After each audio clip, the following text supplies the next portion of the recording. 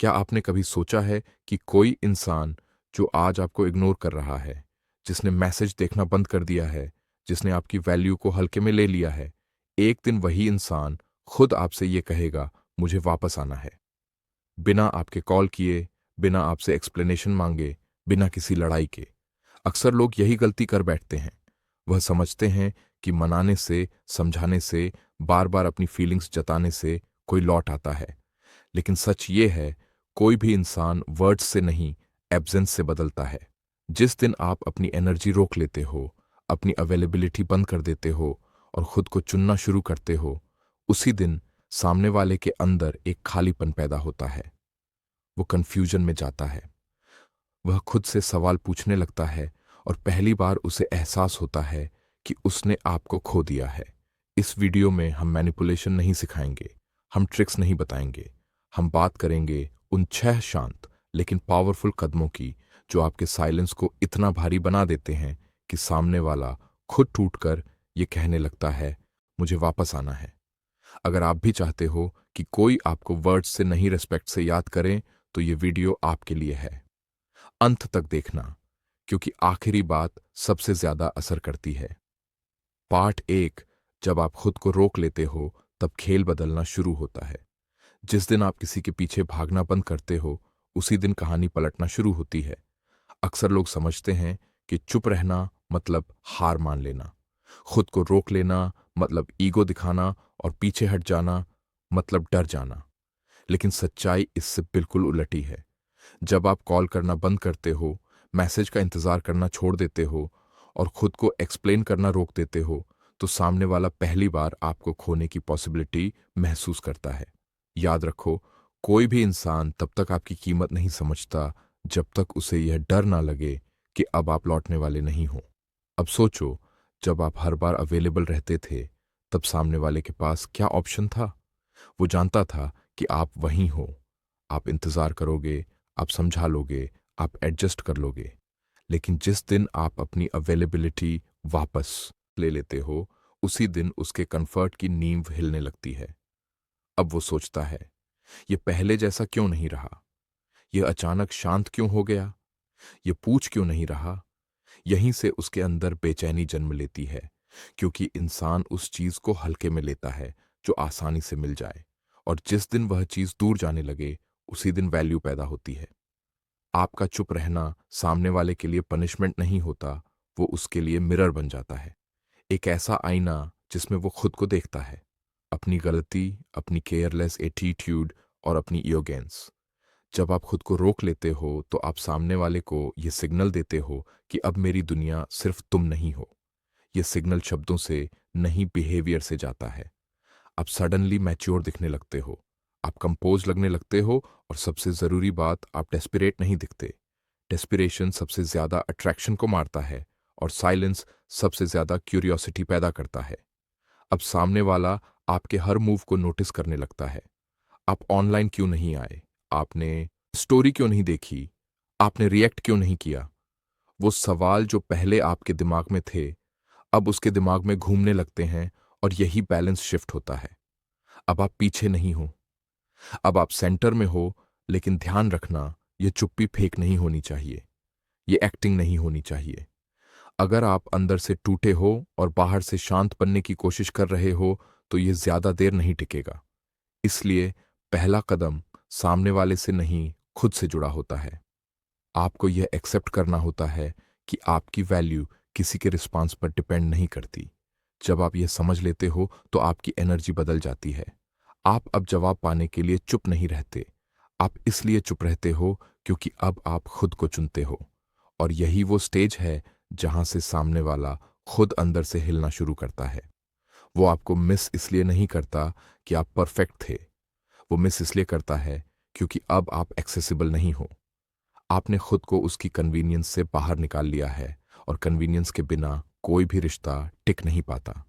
इसीलिए याद रखो, पहला बदलाव आपके साइलेंस से नहीं, आपके डिसीजन से आता है। जिस दिन आपने तय कर लिया कि अब आप खुद से नीचे नहीं जाओगे, उसी दिन सामने वाला आपकी एब्सेंस महसूस करना शुरू कर देता है। और यह सिर्फ शुरुआत है। अगले हिस्से में हम बात करेंगे उस मोमेंट की जब सामने वाला आपको बाहर से इग्नोर करता है लेकिन अंदर से टूटने लगता है, वहां से खेल और गहरा हो जाता है। पार्ट 2, जब वो बाहर से स्ट्रांग दिखता है लेकिन अंदर से टूटने लगता है। अक्सर एक चीज लोग समझ नहीं पाते, जब आप चुप हो जाते हो तो सामने वाला तुरंत नहीं टूटता है। वो पहले एक्टिंग करता है। वो बाहर से दिखाता है कि उसे कोई फर्क नहीं पड़ रहा, वो मजे में है, वो बिजी है, वो खुश है। लेकिन यह सिर्फ एक लेयर होती है। अंदर की लेयर पूरी तरह अलग होती है। जब आप पहले अवेलेबल थे तब सामने वाले को कंट्रोल का एहसास था। उसे पता था कि अगर वह इग्नोर भी करेगा तो आप वापस आ जाओगे। लेकिन अब जब आप चुप हो तो उसे समझ नहीं आ रहा कि आप क्या सोच रहे हो। और अनसर्टेनिटी इंसान के दिमाग को सबसे ज्यादा परेशान करती है। अब वो बार बार पुरानी बातें याद करता है। आपका ध्यान, आपकी केयर, आपकी प्रेजेंस। जो चीज पहले नॉर्मल थी अब मेमोरी बन जाती है, और मेमोरी हमेशा देर से दर्द देती है। वो खुद से पूछता है, क्या यह सच में मूव ऑन कर गया? क्या इसे अब मेरी जरूरत नहीं? क्या मैंने ज्यादा लाइटली ले लिया? लेकिन ईगो उसे यह सवाल आपसे पूछने नहीं देती। इसीलिए वो बाहर से और ज्यादा कूल बनने की कोशिश करता है। वो स्टोरीज डालता है, वो दिखाता है कि वो एंजॉय कर रहा है, वो लोगों के बीच खुद को बिजी दिखाता है। लेकिन यह सब डिस्ट्रैक्शन होता है, सॉल्यूशन नहीं। क्योंकि जब इंसान अकेला होता है, जब फोन साइड में रखा होता है, जब रात को दिमाग शांत होता है, तभी असली फीलिंग्स बाहर आती हैं। और वहीं आपकी खामोशी उसे काटती है। क्योंकि आपने उसे कोई क्लोजर नहीं दिया, आपने आर्ग्यू नहीं किया, आपने ब्लेम नहीं किया, आपने ड्रामा नहीं किया। आप बस हट गए। और बिना एक्सप्लेनेशन का जाना सबसे ज्यादा डिस्टर्ब करता है। अब उसके दिमाग में एक लूप चलने लगता है। वो हर बात को रिप्ले करता है। क्या मैंने कुछ गलत कहा था? क्या मैंने ज्यादा देर इग्नोर किया? क्या ये मेरी गलती थी? और यहीं से उसका कॉन्फिडेंस हिलने लगता है। जो इंसान आपको लाइटली ले रहा था अब खुद को डाउट करने लगता है। और यही साइकोलॉजिकल शिफ्ट है। आपने कुछ किया नहीं, आपने कुछ कहा नहीं, आपने बस अपनी एनर्जी वापस ली। और एनर्जी का हटना अटेंशन से ज्यादा पावरफुल होता है। धीरे धीरे उसका बिहेवियर बदलने लगता है। वो आपके बारे में म्यूचुअल लोगों से पूछता है। वो आपके अपडेट्स जानना चाहता है। वो चेक करता है कि आप ऑनलाइन आते हो या नहीं। लेकिन फिर ईगो बीच में आ जाती है। वो खुद से कहता है, नहीं, मैं फर्स्ट मूव नहीं करूंगा। और यही ईगो उसे अंदर से और ज्यादा थकाती है, क्योंकि वह फाइट आपसे नहीं खुद से लड़ रहा होता है। आपका साइलेंस उसके ईगो को चैलेंज करता है, क्योंकि ईगो अटेंशन पर जीता है और आपने अटेंशन देना बंद कर दिया है। अब वह सोचने लगता है, अगर यह सच में चला गया तो मैंने क्या खो दिया? और इस सवाल का जवाब उसे डराता है। डर इसलिए नहीं कि वो आपको बहुत प्यार करता था। डर इसलिए क्योंकि उसने आपकी वैल्यू बहुत देर से समझी। यहीं से उसके अंदर रिग्रेट जन्म लेता है। लेकिन याद रखो, ये रिग्रेट तुरंत बाहर नहीं आता। ये अंदर ग्रो करता है धीरे धीरे, शांत तरीके से। और जितना आप शांत रहते हो उतना यह रिग्रेट गहरा होता जाता है। अगर आप इस स्टेज पर चुप्पी तोड़ देते हो तो पूरा असर खत्म हो जाता है, क्योंकि आपने उसे फिर से कंट्रोल दे दिया। इसीलिए इस फेज में सबसे जरूरी है कंसिस्टेंसी। आप वही रहो जो आपने शुरू किया है। ना ज्यादा दिखाओ, ना ज्यादा छुपाओ। बस खुद पर फोकस रखो। और जब आप खुद पर फोकस करते हो तो सामने वाला अपने आप पीछे छूटने लगता है, लेकिन उसका दिमाग आपके पास अटका रहता है। और यही वो मोमेंट है जहां से वह अंदर से टूटना शुरू करता है। अगले हिस्से में हम बात करेंगे उस पॉइंट की जहां सामने वाला आपकी खामोशी को रिस्पेक्ट में बदलता हुआ महसूस करता है। यही वो जगह है जहां वो पहली बार वापस आने के बारे में सोचता है। पार्ट 3, जब आपकी खामोशी उसकी नजर में आपकी वैल्यू बढ़ा देती है। एक वक्त आता है जब सामने वाला सिर्फ परेशान नहीं रहता बल्कि कंफ्यूज्ड होने लगता है। पहले उसे लगा था कि आपकी खामोशी बस कुछ दिनों की है, कि आप थोड़े दिन में खुद ही मैसेज करोगे, खुद ही कॉल करोगे, खुद ही हाल पूछोगे। लेकिन जब ऐसा नहीं होता तो उसका दिमाग डायरेक्शन खो देता है। अब वो यह नहीं सोचता कि यह मुझसे क्यों नाराज है। अब वह सोचता है, ये इतना शांत कैसे रह पा रहा है। यहीं से आपकी इमेज बदलनी शुरू होती है।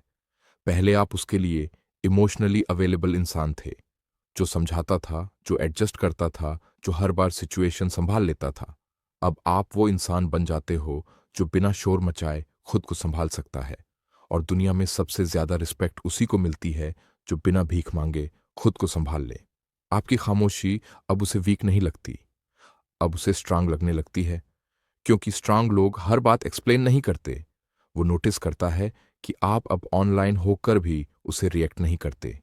आप दिख रहे हो लेकिन रिचेबल नहीं हो। ये डिस्टेंस उसे अनकंफर्टेबल कर देती है, क्योंकि अब कंट्रोल उसके हाथ में नहीं रहा। पहले वह डिसाइड करता था कि कब बात करनी है, कब दूरी बनानी है। अब उसे नहीं पता कि आप कब, क्या या बिल्कुल भी उससे बात करोगे या नहीं। और कंट्रोल खोना ईगो के लिए सबसे बड़ा झटका होता है। धीरे धीरे वो आपको अलग नजर से देखने लगता है। वो सोचता है, शायद मैंने इसे गलत समझा, शायद ये उतना सिंपल नहीं था जितना मैंने मान लिया। आपकी वैल्यू उसकी नजरों में बढ़ती है, क्योंकि आपने खुद को चस करना बंद कर दिया है। अब वह कंपेयर करता है। वो आपको दूसरों से कंपेयर करता है, उनसे जो अभी उसके आसपास है। और कंपैरिजन हमेशा क्लैरिटी लाता है। वो देखता है कि दूसरों में वो डेप्थ नहीं है जो आप में थी, वो पेशेंस नहीं है, वो अंडरस्टैंडिंग नहीं है। लेकिन तब तक आप काफी दूर आ चुके होते हो। अब वो आपकी एब्सेंस को प्रेजेंस से ज्यादा महसूस करता है, और एब्सेंस का पेन धीरे धीरे अट्रैक्शन में बदलने लगता है। लेकिन यहां एक ट्विस्ट होता है। वो सीधे वापस नहीं आता, क्योंकि ईगो अब भी रास्ता रोक रही होती है। वो इनडायरेक्ट तरीके अपनाता है। कभी किसी फ्रेंड से आपका हाल पूछता है, कभी सोशल मीडिया पर आपकी एक्टिविटी नोटिस करता है, कभी पुरानी यादों पर अचानक रिएक्ट करता है। ये सब साइंस हैं कि आपकी खामोशी अब असर कर रही है। लेकिन अगर आप इस स्टेज पर इमोशन में आ गए, तो सारी मेहनत एक पल में खत्म हो जाती है। क्योंकि इस पॉइंट पर वो आपको टेस्ट कर रहा होता है। वो देखना चाहता है, क्या आप अभी भी उतने ही अवेलेबल हो जितने पहले थे। अगर आप तुरंत मेल्ट हो गए, तो उसकी रिस्पेक्ट फिर से गिरने लगती है। इसीलिए इस फेज में सबसे जरूरी है बैलेंस। ना कोल्ड बनना है, ना डेस्परेट। आप काम रहो, आप नॉर्मल रहो, आप रिस्पेक्टफुल रहो, लेकिन नीडी नहीं। और यही बिहेवियर उसके दिमाग में एक नई इमेज बनाता है। अब आप वो इंसान हो जिसे खोने का डर है। पहले वो डर आपके अंदर था, अब वो डर उसके अंदर शिफ्ट हो चुका है। और जब डर शिफ्ट होता है, तो पावर भी शिफ्ट होती है। अब वो खुद से पूछता है, अगर यह सच में आगे बढ़ गया तो मैं क्या करूंगा। और यह उसके लिए सिंपल नहीं होता, क्योंकि अब बात ईगो की नहीं, लॉस की हो जाती है। आपकी खामोशी अब उसे हर्ट नहीं कर रही, उसे वेकअप कर रही है। वह महसूस करता है कि आपने खुद को चुना है। और जब कोई इंसान खुद को चुनता है, तो दुनिया उसे चुनने लगती है। अगले हिस्से में हम उस स्टेज की बात करेंगे जहां सामने वाला आपकी खामोशी से डर कर फर्स्ट मूव करने के बारे में सोचता है। यही वो मोमेंट है जहां वापसी का रास्ता दिखाई देने लगता है। पार्ट 4। जब वह पहली बार खुद आने के बारे में सोचने लगता है। स्टेज तक आते आते सामने वाले के अंदर एक बात साफ हो चुकी होती है। आप अब वापस भागने वाले नहीं हो। पहले उसे लगता था कि थोड़ी देर की बात है, कि आप चुप हो, लेकिन भीतर से अब भी उसी के हों।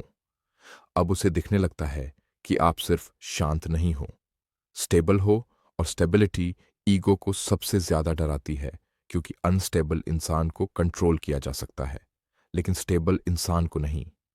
अब सामने वाला आपकी खामोशी को इग्नोर नहीं कर पाता। वो यह भी नहीं कह पाता कि आप एंग्री हो या ड्रामा कर रहे हो। आप बस नॉर्मल हो। और यही नॉर्मल बिहेवियर उसके दिमाग में केओस पैदा करता है। अब उसके भीतर दो आवाजें चलने लगती हैं। एक आवाज कहती है, मत जा, ईगो टूटेगा। दूसरी आवाज कहती है, अगर ये चला गया तो हमेशा के लिए चला जाएगा। यहीं से वह पहली बार फर्स्ट मूव के बारे में सोचता है। लेकिन भाई, ये मूव ज्यादातर सीधा नहीं होता, क्योंकि ईगो सीधे झुकने नहीं देती। इसीलिए वो इनडायरेक्ट रास्ते अपनाता है। कभी अचानक मैसेज सब ठीक है, कभी पुरानी याद याद है वो दिन, कभी सिंपैथी मेरे साथ अभी बहुत कुछ चल रहा है। ये सब वेज होते हैं कनेक्शन चेक करने के। वो देखना चाहता है, क्या आप अब भी इमोशनली ओपन हो। अगर आप यहां बहुत ज्यादा सॉफ्ट हो गए, तो उसकी अनसर्टेनिटी खत्म हो जाएगी, और अनसर्टेनिटी खत्म होते ही अट्रैक्शन भी खत्म हो जाती है। इस स्टेज पर आपका बिहेवियर ही सब कुछ डिसाइड करता है आपको। ना तो उसे पनिश करना है, ना ही उसे रिवॉर्ड देना है। आप बस कंसिस्टेंट रहो, रिस्पेक्टफुल जवाब दो, शॉर्ट जवाब दो, ओवर एक्सप्लेन मत करो। आपका टोन ये दिखाए कि आप अवेलेबल हो, लेकिन डेस्परेट नहीं। यही बैलेंस सबसे ज्यादा पावरफुल होता है। अब सामने वाला आपके रिस्पॉन्सेस को एनालाइज करने लगता है। हर शब्द, हर पॉज, हर डिले, और जितना आप काल में रहते हो उतना उसका दिमाग और ज्यादा उलझता जाता है, क्योंकि उसे क्लैरिटी नहीं मिल रही। वो चाहता है कि आप या तो गुस्सा दिखाओ या प्यार, लेकिन आप कुछ नहीं दिखाते। आप बस ग्राउंडेड रहते हो, और ग्राउंडेड इंसान सबसे ज्यादा डेंजरस होता है। उसके लिए जो कंट्रोल चाहता है, अब वह यह मानने लगता है कि अगर वह वापस आया तो उसे बदलना पड़ेगा। उसे पहले जैसा कैजुअल नहीं रह पाएगा, उसे एफर्ट दिखाना पड़ेगा, उसे बाउंड्रीज रेस्पेक्ट करनी पड़ेंगी। और यहीं पर बहुत लोग पीछे हट जाते हैं, क्योंकि चेंज हर किसी के बस की बात नहीं। लेकिन जो इंसान वाकई वापस आने के लायक होता है, वह इस डर के बावजूद एक कदम आगे बढ़ता है। अब उसका टोन धीरे धीरे बदलने लगता है। मैसेजेस में सीरियसनेस आती है, कन्वर्सेशन में डेप्थ आती है, ईगो कम होने लगता है। लेकिन ध्यान रखना भी भाई, यह अभी भी फाइनल नहीं है। यह सिर्फ एक सिग्नल है कि आपकी खामोशी अब असर दिखा रही है। इस स्टेज पर सबसे बड़ी गलती लोग यह करते हैं, वह सोच लेते हैं कि काम हो गया, और फिर वह ओल्ड पैटर्न्स में लौट जाते हैं। लेकिन अगर आप पुराने वर्जन में लौट गए, तो सामने वाला भी पुराने वर्जन में लौट जाएगा। इसीलिए इस फेज में आपको खुद से एक बात पक्की करनी होती है। आप वापस किसी को पाने के लिए स्ट्रांग नहीं बने हो। आप स्ट्रांग बने हो ताकि खुद को खोने से बचा सको। अगर वह आगे आता है तो आपके स्टैंडर्ड्स पर आए, अगर नहीं आता तो भी आपकी ग्रोथ रुके नहीं। यही माइंडसेट आपको आगे के आखिरी हिस्सों के लिए तैयार करता है, क्योंकि अब कहानी दो ही जगह जाएगी। या तो वह सच में बदलेगा, या फिर आप पूरी तरह आगे बढ़ जाओगे, और दोनों ही रास्ते आपके लिए जीत के हैं। अगले पार्ट में हम उस स्टेज की बात करेंगे जहां वापसी सच होती है या हमेशा के लिए खत्म। यही सबसे डिसाइसिव मोमेंट होता है। पार्ट 5, जब या तो वह सच में लौटता है या आप हमेशा के लिए आगे बढ़ जाते हो। ये वो मोड है जहां कहानी सच में तय होती है। अब तक आप चुप रहे, आप स्टेबल बने, आपने खुद को संभाला, और सामने वाला या तो हिल चुका है या फिर पूरी तरह बचने की कोशिश कर रहा है। अब दो ही रास्ते बचते हैं। पहला, वो सच में लौटता है। दूसरा, वो धीरे धीरे गायब हो जाता है। और दोनों ही हालात में आपको एक बात समझनी होगी, हर वापसी जीत नहीं होती, और हर दूरी हार नहीं होती। अगर वह लौटता है तो ध्यान देना वो किस वजह से लौट रहा है। कुछ लोग लोनलीनेस से लौटते हैं, कुछ लोग अटेंशन की भूख से लौटते हैं, और बहुत कम लोग सेल्फ रियलाइजेशन से लौटते हैं। लोनलीनेस से लौटने वाला इंसान जल्दी जल्दी सब ठीक करना चाहता है। वो कहेगा, जो हुआ भूल जाते हैं, इतना सीरियस क्यों हो, चलो पहले जैसा कर लेते हैं। असल में वह अपने खालीपन से भाग रहा होता है, आपके पास नहीं आ रहा होता। ऐसे लोग कुछ समय ठीक रहते हैं, फिर वही पुराना पैटर्न दोहराते हैं। लेकिन जो इंसान सेल्फ रियलाइजेशन से लौटता है, वह अलग होता है। वो जल्दी नहीं करता, वो आपको रश नहीं करता, वो आपकी बाउंड्रीज को प्रॉब्लम नहीं मानता।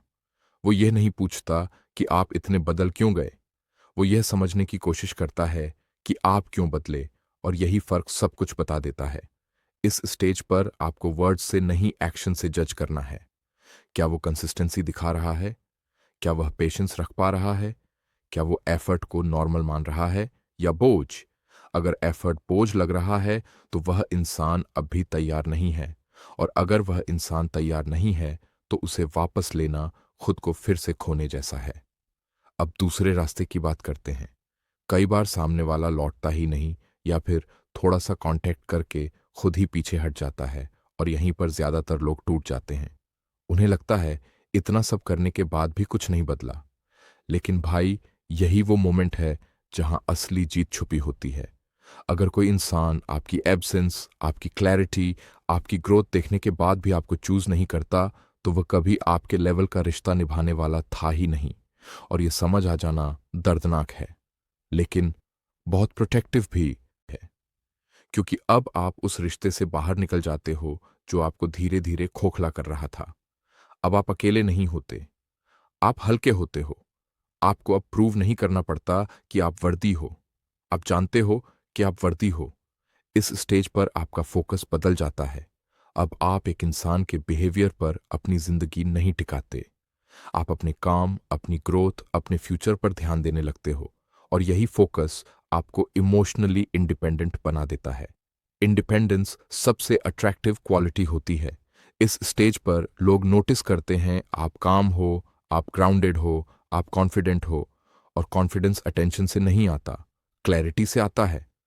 अब अगर कोई नया रिश्ता आता है तो आप उसमें डर लेकर नहीं जाते, आप उसमें स्टैंडर्ड्स लेकर जाते हो। आप जानते हो कि आपको क्या एक्सेप्ट करना है और क्या नहीं। और यही सीख इस पूरी जर्नी का असली गिफ्ट है। पार्ट 5 का कोर यही है। हर वापसी सही वापसी नहीं होती, हर दूरी नुकसान नहीं होती। सही इंसान आपकी क्लैरिटी के साथ टिकता है, गलत इंसान आपकी क्लैरिटी से भाग जाता है, और दोनों ही हालात में आप जीतते हो। अब आखिरी हिस्सा बचता है, वो हिस्सा जहां कोई सवाल नहीं रहता, कोई कंफ्यूजन नहीं रहती, सिर्फ शांति रहती है। पार्ट 6, जब आप पूरी तरह खुद को चुन लेते हो, और वही सबसे बड़ा जवाब बन जाता है। एक दिन ऐसा आता है जब आप अचानक महसूस करते हो अब कुछ प्रूफ करने की जरूरत नहीं है, ना उसे, ना खुद को, ना किसी और को। अब फर्क नहीं पड़ता कि वो क्या सोच रहा है, कहाँ है, किसके साथ है। और फर्क न पड़ना कोल्ड होना नहीं होता। फर्क न पड़ना मतलब होता है आप वापस अपने सेंटर में आ चुके हो। इस स्टेज तक आते आते आपने एक बहुत बड़ी चीज सीख ली होती है। किसी को मजबूर नहीं किया जा सकता कि वह आपकी वैल्यू समझे, लेकिन खुद को मजबूर जरूर किया जा सकता है कि आप अपनी वैल्यू भूल जाओ। और आपने अपनी वैल्यू भूलना बंद कर दिया है। अब आपकी शांति किसी मैसेज पर डिपेंड नहीं करती, किसी अपॉलॉजी पर डिपेंड नहीं करती, किसी वापसी पर डिपेंड नहीं करती। आप खुश हो सकते हो बिना किसी वजह के, आप शांत रह सकते हो बिना किसी एक्सप्लेनेशन के। यही इमोशनल मैच्योरिटी होती है इस स्टेज पर। अगर वो इंसान कभी वापस आता भी है तो आप हिलते नहीं, आप एक्साइटेड नहीं होते, आप डेस्परेट नहीं होते, आप बस ऑब्जर्व करते हो। आप वर्ड्स नहीं पकड़ते, आप पैटर्न्स देखते हो। आप यह नहीं सुनते कि वह क्या कह रहा है, आप यह देखते हो कि वह कितना समय तक वैसा ही रहता है। और अगर वह वही पुराना पैटर्न लाता है तो आप बिना गुस्से के पीछे हट जाते हो, क्योंकि अब आप किसी को मनाने के लिए खुद को छोटा नहीं करते। आप जानते हो कि आप क्या डिजर्व करते हो। इस स्टेज पर आप रिश्तों को जरूरत नहीं बनाते, आप रिश्तों को चॉइस बनाते हो। अगर कोई आपकी जिंदगी में आता है तो वह आपकी जिंदगी बेहतर बनाता है, अगर नहीं बनाता तो आप अकेले भी ठीक हो। और यही सोच आपको इमोशनली अनबीटेबल बना देती है। अब आप फ्यूचर से नहीं डरते, आप यह नहीं सोचते अगर अगला रिश्ता भी टूट गया तो आप जानते हो अगर अगला रिश्ता सेल्फ रिस्पेक्ट के साथ नहीं चला तो आप फिर पीछे हट जाओगे। और इस बार आपको डर नहीं लगेगा, क्योंकि आपने देख लिया है कि आप टूटने के बाद भी खुद को संभाल सकते हो, आप अकेले भी कंप्लीट हो सकते हो। और जिसने यह सीख लिया उसके लिए कोई भी रिश्ता जिंदगी और मौत का सवाल नहीं रहता। इस स्टेज पर आप जिंदगी को एक इंसान के लेंस से देखना बंद कर देते हो। आप पॉसिबिलिटीज देखते हो, आप ग्रोथ देखते हो, आप अपने गोल्स, अपने काम, अपने फ्यूचर पर ध्यान देने लगते हो। और सबसे जरूरी बात, आप खुद के साथ कंफर्टेबल हो जाते हो। जब आप खुद के साथ कंफर्टेबल हो जाते हो तो आपको किसी की प्रेजेंस सिर्फ इसलिए नहीं चाहिए कि आप अकेले ना रहें। आप प्रेजेंस चुनते हो, डिपेंडेंसी नहीं। यही असली जीत है। यही वो पॉइंट है जहां खामोशी कमजोरी नहीं रहती, वो आपकी पहचान बन जाती है। और जब खामोशी आपकी पहचान बन जाए तो दुनिया का कोई भी शोर आपको हिला नहीं सकता। यहीं पर यह कहानी खत्म होती है, लेकिन आपकी जिंदगी यहीं से वाकई शुरू होती है। अगर आप यहां तक पहुंचे हो तो इसका मतलब है आप सिर्फ सुनने नहीं आए थे, आप बदलने आए थे। इस वीडियो का मकसद किसी को